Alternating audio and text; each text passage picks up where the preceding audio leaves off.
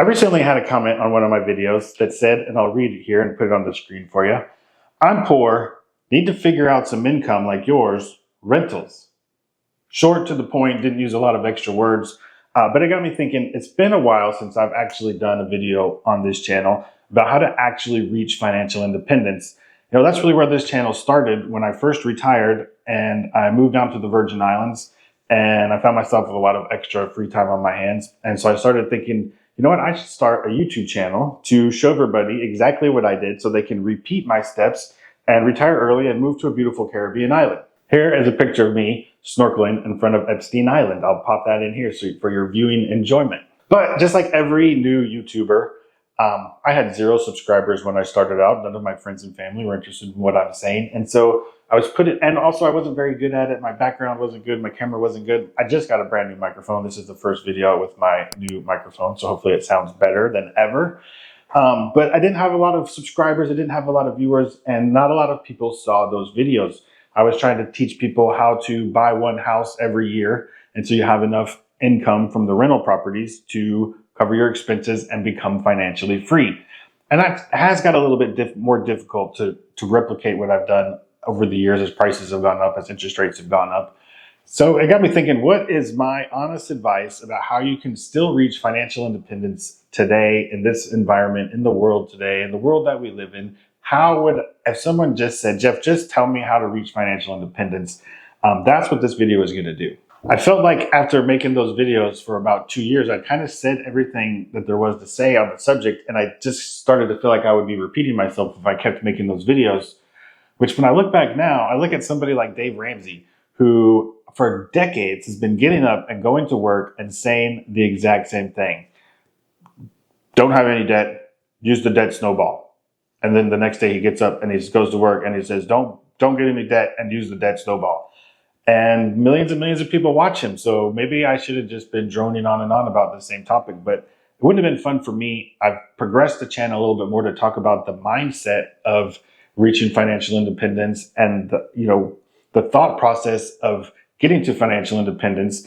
And so that's more of what this video is going to focus on, but I'm going to dive in deeper than I normally do. This is going to be a pretty long video. You could consider watching it at like 1.25 speed so you can get more video in a shorter amount of time, or just click this baby on your TV screen, sit back with a cold beverage, and I'm going to tell you my honest advice on how I think you can reach financial independence. Shut up and sit down.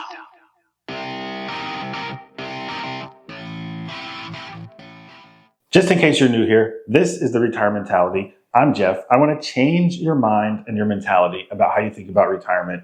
That's why I invented the word retire mentality, to change your mentality about retirement. We talk a lot about real estate investing. We talk about investing in general. And we talk about, like I said in the intro there a little bit, we talk about kind of the mindset to getting to financial independence, because that is the point of it all. The point is to reach financial independence so that you can have recreational employment. I think in this day and age, people more want the recreational employment than they do to retire early and sit on a beach, as I found out when I moved to the Virgin Islands. So we talk a lot about the concepts. I try to come up with some things on this channel that I don't see everywhere else to get your mind turning, to get you prepared for the idea of retiring early or recreational employment, or just getting out of the rat race, because there is a big shift in your mind that has to happen. Recently, we had a big milestone on the channel and we hit 10,000 subscribers, and it was very exciting. And I did a video to thank all my subscribers, and the video, it tanked. Nobody watched it. It actually has -2 subscribers from my thank you video. So some people said, gosh, Jeff, congratulations, 10,000 subscribers. I'm out of here. Here's a screenshot. I thought it was hilarious. I wanted to mention it here that 2 people left from my video where I thanked everybody for subscribing. So I maybe haven't quite figured out the YouTube thing, but I have figured out the financial independence thing. So let's dig deep into it today and talk about how I think, my honest opinion of how you can reach financial independence. I want to start out here and go back a little bit and tell you a really fast, brief history of how I reached financial independence, in case you haven't seen my previous videos. I started investing in real estate back around 2005 when I lived in Montana, and I had a mortgage company. And the first house I bought was a duplex. I lived upstairs and I rented out the basement apartment downstairs. And back in 2005, this is when properties were appreciating faster than you could get a loan to tap the equity to buy your next house. So I actually, after 2 years, I moved out of that house and I bought a second house. And I rented the top and the bottom unit of that. And I was actually getting $100 of negative cash flow out of that house. And people thought I was an idiot. Like, why would you have a rental with negative cash flow? But the prices were going up so fast. It was just, I figured that $100 was my piggy bank. And I knew the value of the house was going up fast. So between 2005 and 2008, I actually bought 3 properties. I had the duplex, and then I had the house that I lived in. I actually also bought a commercial office building for my mortgage company, not a building, but an office space. And then I bought a flip house. And the flip house was, I paid, what did I pay for that house? I can't remember. I paid a bunch of money. It was way out of my price range, but this was back in the day when you could do 100% financing. And I had about 200 grand I'd saved up from my career, my whole life savings from owning my own company. And I put all that 250 grand into the flip house. And then that was right at the end of 2007. And then, as we all know, the market crashed. The bank came and took all of my properties, foreclosed on everything. The sheriff came, knocked on my door, kicked me out of my house. I was literally homeless and penniless. And I had been refinancing one house to pay off the other house to get money to keep things rolling, to make the payroll. So I had gone to zero. So I did what you do in this situation. I spent a little bit of time feeling sorry for myself. And then I picked myself up. I re-entered society. I worked a few crappy jobs. I eventually got a job making about $60,000 a year. I moved to South Carolina. And I met a girl, and me and the girl moved to Florida, and we bought a tiny little house, the smallest little house we could find. We paid $100,000 for it, and it was like 810 square feet. It was tiny, but it was just 1 block away from the beach, and we could walk to the beach, and we lived a pretty simple life, and we kept our mortgage very low, and that was sort of the key to getting the whole thing turned back around. Since our mortgage was only about $750 a month, we were able to, my wife was a school teacher. She was making like 40 grand. I was making, like I said, about 60 grand in a sales job. So between the two of us, maybe we were scraping together $100,000 a year. We started basically with zero. So I want to tell this story because this is a story anybody can do. We didn't have high income. We didn't have hundreds of thousands of dollars to start with. We bought a tiny little house. Not a tiny house, but we bought a little house. We kept our bills low. We used her salary to pay the mortgage and pay the bills. And then we were able to actually take my salary and start saving that to buy another house with. So after only 1 year, we had saved up 20% down to buy a second house. And the second house we bought was a duplex. And the rent on both sides of the duplex was like $750 each. One side of the rent paid the mortgage. The other side of the rent basically paid the mortgage on our house. So after 1 year, we're basically living mortgage free. And now we could save an extra $750 a month on top of what we were already saving. And then we just rinsed and repeated that every year until we had enough houses that our rental income covered all of our expenses, financial freedom. Whoa, the angels sang and everything was glorious. And we never had another care or worry in the world again. Not exactly, but we'll get more into that later. I wanted to tell that story of my background also so that A, you know that this is something that I've already done. And B, like, I don't sell courses. I don't have sponsorships. I don't really make any money to do this. I do this for the joy of the likes and subscribes that you guys give me down there. So don't forget to do that, to bring the joy to me. But also because I'm going to use my real life examples as I go through this video to give you my honest advice on how to achieve financial independence. I think one of the best things that I can offer you is my successes and my failures to try to save you the heartache and the misery that I've already gone through and to make it easier for you, because that really is the whole point of why I do this. One thing that I've learned over the now 4 years, maybe I've been doing YouTube videos, at least 3 or 4 years that I've been doing YouTube videos is, I think when I started, I thought I could just give you guys the exact recipe of how I bought one house every year, and then you could replicate exactly what I did as if it was a baking recipe and you could just copy what I did. But I've in subsequent years realized you can't just do what I did. I can show you a roadmap of how I got there, but every market's different. Everybody's life experience is different. How much money you can save, what your bills are, all those things. It's not just like that. I think that's what most people who are looking at how to retire early or how to reach financial independence, they just want somebody to tell them exactly how to do it. And there's not just an exact recipe you can follow. It's a lot more of a roadmap. And there's twists and turns, and there might be some road closures, and you got to kind of find your own way. If you asked me how to reach financial independence, the first thing I would do is, rather than tell you something, would be to ask you a question. And I would say, well, why do you want financial independence? And when I ask people this, I get the same variation of answer in a couple different varieties. One, I want to leave my crappy job. Okay, well, if your crappy job sucks and you hate it, you don't need financial independence to quit your crappy job and get a better job. So why else do you want financial independence? Because I want more time. Okay, more time to do what? I don't know, just have free time. Well, okay, you were off last weekend from your crappy job, or you had a vacation last year from your crappy job. What did you do? What did you do last weekend? How did you spend your time?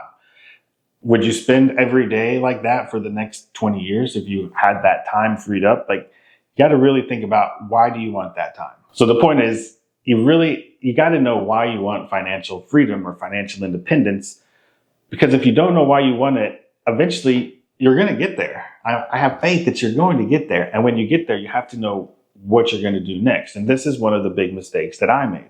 See, when I was trying to work towards financial independence, I wasn't watching YouTube videos. I wasn't reading books about it.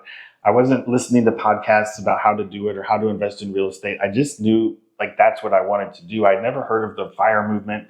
In fact, I didn't hear the FIRE movement until after I already started this channel. And I think my wife found some podcast or something that she was listening to Paula Pant on.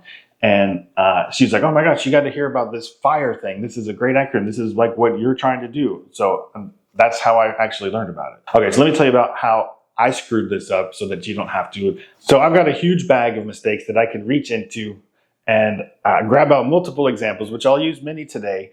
But the first example that I want to use is like kind of my first goal of financial independence. Like my first goal, I wasn't calling it financial independence because I didn't know what the FIRE movement or any of these acronyms were. My idea was, you got to have a goal to start somewhere. You got to have a point on the horizon fixed to head towards, and your goals are going to shift, and probably you're going to start off with the wrong goal, but you got to get something pointing you in the right direction, and you got to make sure it's the right goal. My goal was to have $1 million of stuff, basically, and that's what most people, when they do this, they make the mistake of picking some arbitrary number and working towards it. 1 million, 5 million, 10,000 a month, passive income, whatever this shiny object is. People pick these round, usually arbitrary numbers. And I was no different, and I did the same thing. But I did it dumber than everybody else even does it. Most people say, I want to have $1 million net worth. Did I do that? No. I said I want $1 million worth of stuff, and I could have $1 million worth of debt, but I knew that was the forward momentum that I needed. If I could get to acquiring $1 million worth of real estate, even if I had $1 million of debt on it, I knew that was the goal. I knew I wouldn't have $1 million net worth by the time I was 30, if I didn't say that. And I knew it was probably impossible to get $1 million net worth by 30, but I needed that $1 million. The $1 million it sounded so appealing. And I know a lot of people do that. And it's so alluring and sexy, that big round number with all those zeros. And that was my biggest mistake. So as I mentioned a minute ago, I started buying real estate, and I bought that first duplex. And at the time, I think I paid around $180,000 for that duplex. And then when I bought my house, I paid like $225,000 for my house. And then I bought the office building that I paid like $100,000 for. And then I bought the flip house, which I think I paid around $600,000 for. I don't remember the exact numbers, but when it was all said and done, I didn't quite reach $1 million worth of assets by the time I was 30, but by 32, I looked at my credit report one day and I was $1.2 million in debt. And I was like, I did it. I got over $1 million worth of stuff. And that was right before, like I mentioned, the whole market tanked. And my stuff was probably worth 1.4 or 1.5 at the time that I owed 1.2 on it. Because like I said, things were just appreciating so fast. But when the market tanked, it tanked so fast, all of a sudden my $1.2 million of debt represented about $800,000 worth of assets. The prices had gone down that much. So then I couldn't sell them. That's how we all got foreclosed on. We all lost, everybody who did this with me in the 2000s, we all lost everything. And that's how it happened. I had $800,000 worth of stuff that I owed $1.2 million on. And the reason that I want to make this example is because it's something you probably never heard before, is your goal could set you up for failure if you don't have the right goal. My goal of having $1 million of assets with $1 million of debt on them was a stupid goal because when the market fluctuated and the prices dropped, my $1 million, I owed more than, I was upside down. I didn't have $1 million worth of stuff, but I still had $1 million worth of debt. So my point here is to think about the goals that you're setting, and setting these arbitrary numbers of $1 million or $10 million or X number of dollars of passive income or whatever it is, isn't the right goal. I didn't have the why of why I wanted to reach this $1 million number. And, with hindsight now and I look back, it probably was just an ego thing. And probably my ego thought that when I could say I was a millionaire or some other stupid thing that didn't represent a real reason. I wasn't trying to attain financial independence. I was trying to achieve some sort of status, I think. And the real lesson is, what's harder than buying your first $1 million worth of real estate? Watching the bank take it away and then having to go back to zero. And all that hard work was not only to zero, but like all the 200 grand that I had saved up also gone. So I was really back, like I had lost everything. And if my goals would have been a little bit better, if I would have had some equity built into those real estate deals instead of doing 100% financing, I could have weathered the storm. So if step one is figuring out why you want to achieve financial independence, then step two is trying to figure out what your life looks like once you get there, because you're going to get there. Like I said, I have faith in you. You're going to do it. You're watching this video. You're consuming the right kind of content. But that's the mistake I had was like, I didn't have, after I get to step one, I never thought past there. I never thought, well, what's next after this? And most people, where they're making the mistake also is they think that financial independence is the goal line, and it's not. It's just step one. Step two is what happens after you reach financial independence. What do you want your life to look like for the next step? Do you want to be retired? Do you want to have recreational employment? Do you want to start a new job? Do you want to do passion projects? Do you want to move to a Caribbean island? What does the next phase look like after you reach financial independence? So basically all the work, the investing, the starting the business, the buying the real estate, the saving and putting it in the stock market, whatever it is you did, that was the vehicle to get you to financial independence. But eventually that vehicle stops and you get out and you look around and you're like, okay, where am I? What do I do now? And now I have to figure out where my life goes from here. So I also screwed up this step two part. When my wife and I actually did reach financial independence after buying the real estate and we had enough income from the rental properties to cover our expenses plus some extra. And I had a dream to live on an island for a long time. Even back before I lost everything in 2008, my plan was to sell everything, and I had an island picked out in Nicaragua that I was going to buy. Obviously, that plan got foiled. So I'd had this idea for a long time.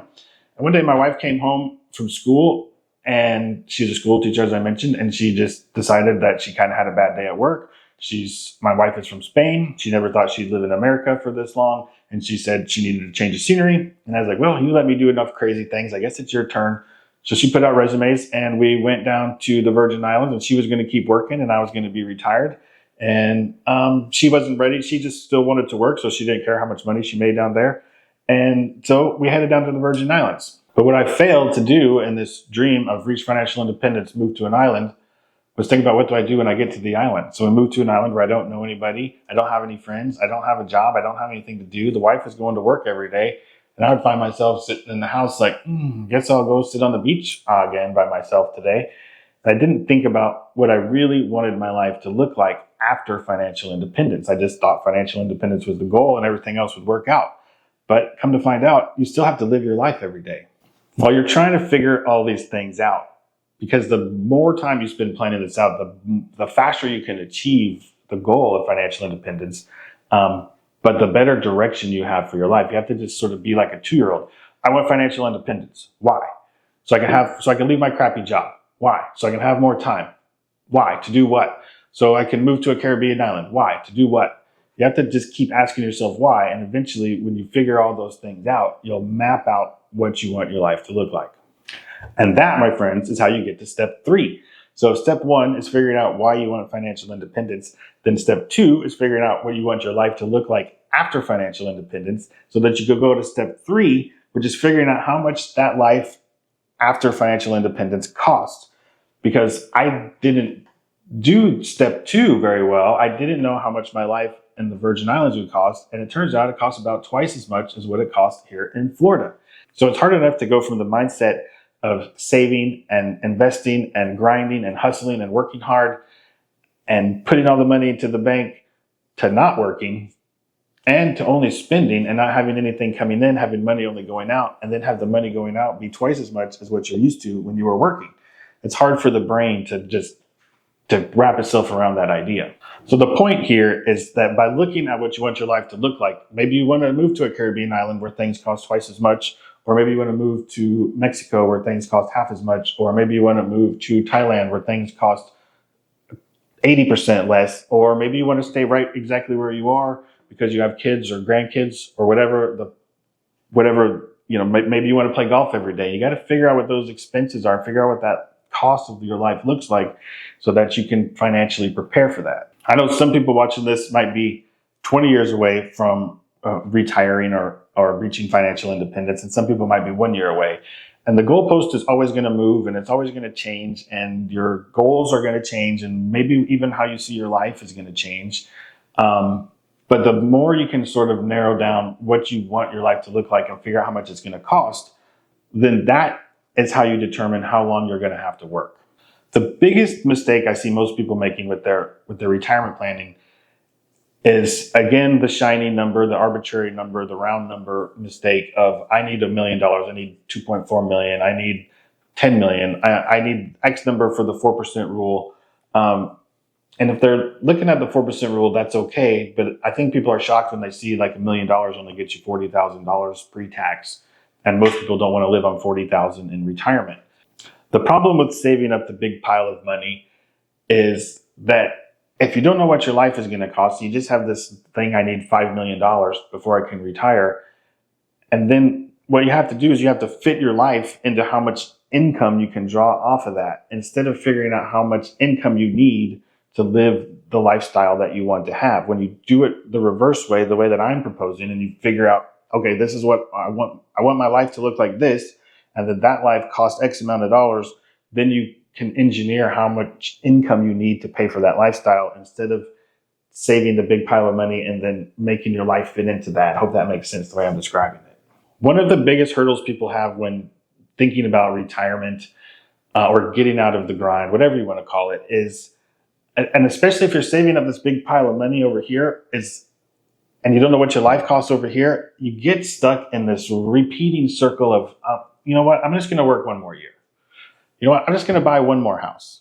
If I could just have a little bit more buffer, and you just keep buffering and you keep adding and you keep getting a little bit more, because you really just don't know when is enough, because you don't understand that the whole point of this exercise is to fund this life you want over here, not to just save this big pile of money that you hope never runs out.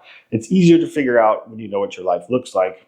And I heard a good example the other day, and it was, at some point you're just working for free, because if you save up this big pile of money and you keep adding it one more year, and you get to the point where you can't spend it all, well, if you know you needed 2.4 million and then you just decided to go to 3.1 for that extra buffer, but you can never spend that 3.1, the difference between 3.1 and 2.4 that you already knew that you needed, you just basically work for free, and you have all that money that you're never going to use, you're never going to enjoy. You could give it to somebody, but you could have just worked 3 less years and enjoyed the money the way that you knew you should have, but it's very scary to go into this whole retirement thing and to think how you're not going to run out of money. So the better idea you have of what your life costs, the earlier you can pull the plug, and you don't work those extra years, because that is one of the biggest mistakes that people make. If you ask retirees, the biggest mistakes they made, one was working too long, and two is not spending enough in retirement. Most people at age 70 have bigger portfolios than when they retired at 65 or 62. They saved up so much money that they're not spending it fast enough, and they're actually growing their retirement accounts into their 70s and 80s and having more money than they could ever spend. So those are the 3 stages to get to financial independence, and how you need to plan for after financial independence. But I want to go back a little bit too and talk about the mistakes I see people making getting up to the first part. And I see a lot of younger people, especially, they make the mistake that they just want someone to tell them how to do it. They want someone to say, this is how many houses you need to retire. You need $1.36875 million invested in NVIDIA to be able to retire, or VTI or VOO or whatever, fill in the blank, whatever stock, whatever guru is telling you about. And they don't want to take the time to learn how to invest in real estate, or take the time to learn how to look at a stock, to look at the PE ratios and see what's actually a good stock. They just want somebody to tell them what to do. And they don't want to take the time to learn. Reaching financial independence is not easy. It's not very many people do it. So it's a skill to learn how to make more money than most people do, in order to save more money than most people do, in order to retire earlier than most people do. If most people did this, it wouldn't be as difficult as it is, and we wouldn't need all these videos and content and podcasts and things on how to do it, because anyone can do it, but not very many people do. And the older people aren't immune from this type of mistake either. A lot of people started way too late planning for retirement and don't have enough money. And if I go on the YouTubers site and I look at videos that people make, like, I'm 55 years old with $600,000 in the bank. Can I retire? I'm 62 with $1 million in the bank. Can I retire? Those videos get tons and tons of views. I don't make those videos because it's the wrong type of content. Because what this guy has at 62 and what you have, it doesn't matter, because you don't have the same lifestyles. But people watch those videos because they just want the positive reinforcement to hear some financial planning guru on YouTube to show you that Bob and Sally can retire at 61 with 1.1 million invested. And they just want to feel safe. But the truth is, Bob and Sally might live in Omaha, Nebraska, and you live in Seattle, Washington, and 1.1 million is not going to go nearly as far for you. And the point here is, I think people are just consuming a lot of the wrong content. You don't get me wrong, you need to consume content. Making money and keeping money and not losing money is a skill, and it has to be learned. And you can do that from reading books and watching podcasts and watching YouTube channels. And it needs to be done, but you need to consume the right content. And it's just human nature. If I have 2 books here and I say, this book is how to retire in 1 year, and this book is how to retire in 10 years, everybody's going to pick this book. Or if I have 2 books that say how to create a $10 million business in 12 months, or I have another book that's how to create a business that will give you $3,000 of passive income for the rest of your life, everybody's going to pick the billionaire book, because why not get the yacht and the house in Miami and the house in Paris when you can, instead of the stupid $3,000 a month of passive income? But the truth is, it's a slow and steady race. Slow and steady wins the race. Like, when we talk about real estate investing, the people who get all the views and all the bigger pockets, and all they want to talk about is the guy with 307 units at 30 years old. When the fact is, with 5 pieces of property, we reached financial independence and have enough money to retire on. And we did it in 5 years, buying 1 property every year. If I would have been distracted with these books of like how to 10x your whole life and buy an apartment complex with 350 units, I would have just, I don't know, I wouldn't be where I am right now. And I definitely wouldn't be as happy. And the bright, shiny object, I think, distracts people. We can't all be LeBron James. I was going to use Michael Jordan as an example because I'm old. I try to make it a little fresher for the kids out there. We can't all be the number 1 player in the game, but we can all win this game. It's definitely doable for anybody to reach financial independence. And one final piece of advice I want to give here is finding like-minded people.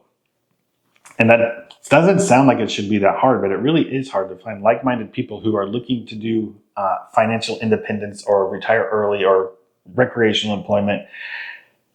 When you're in the space like I am, or maybe you watch a lot of these videos, it seems like everybody's doing it. But if you go to a party and you bring up retiring early or financial independence or the FIRE movement, people look at you like you're crazy, let alone if you want to talk about your actual numbers. People will really think you're crazy. If you tell them how much money you have or how much money you make, they'll think you're a total crazy person. So finding like-minded people can be difficult.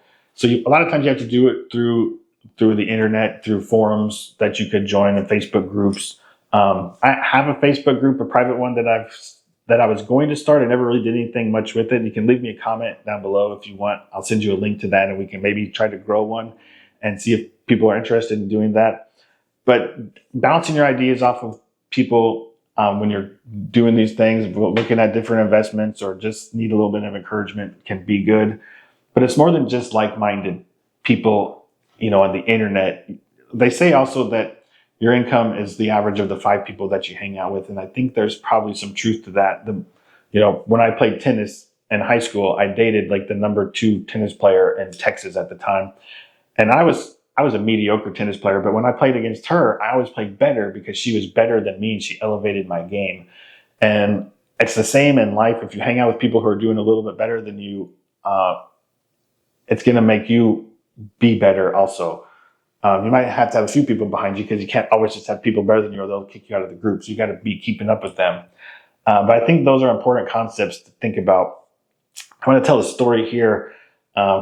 Years back, a friend of mine had kids who were little and they were like 7 years old. And they lived in a trailer park. And I remember he took his kids to Boy Scouts for the first time.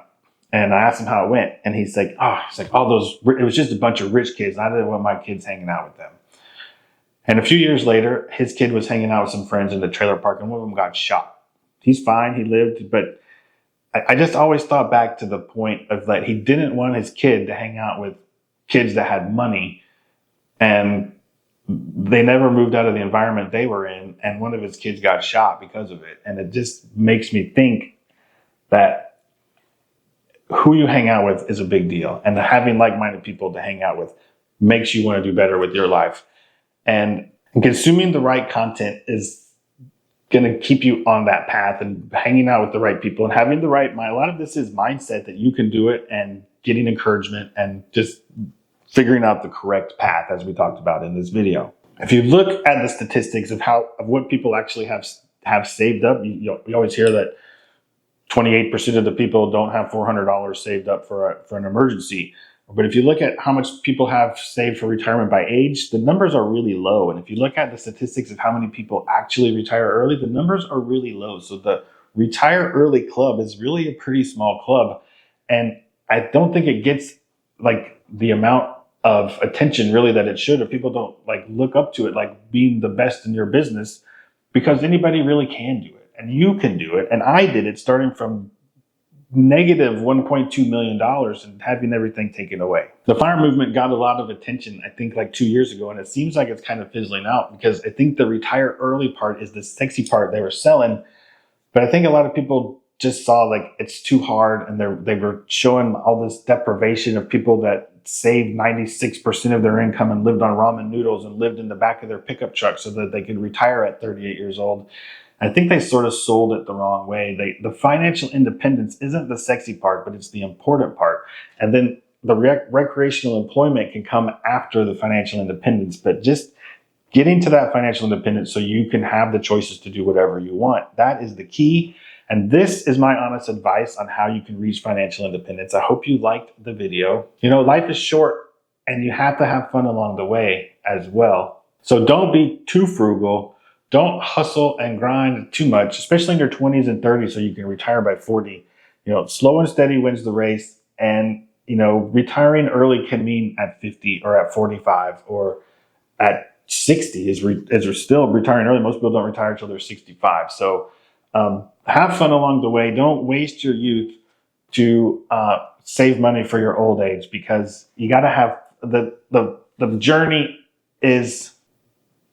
The journey also has to be fun. So I hope this video made you think a little bit. If it did, please consider giving me that big thumbs up and subscribing to the channel. And if you like this video, go watch this video next, and it'll tell you a little bit more about how to enjoy your life also. Thanks for watching.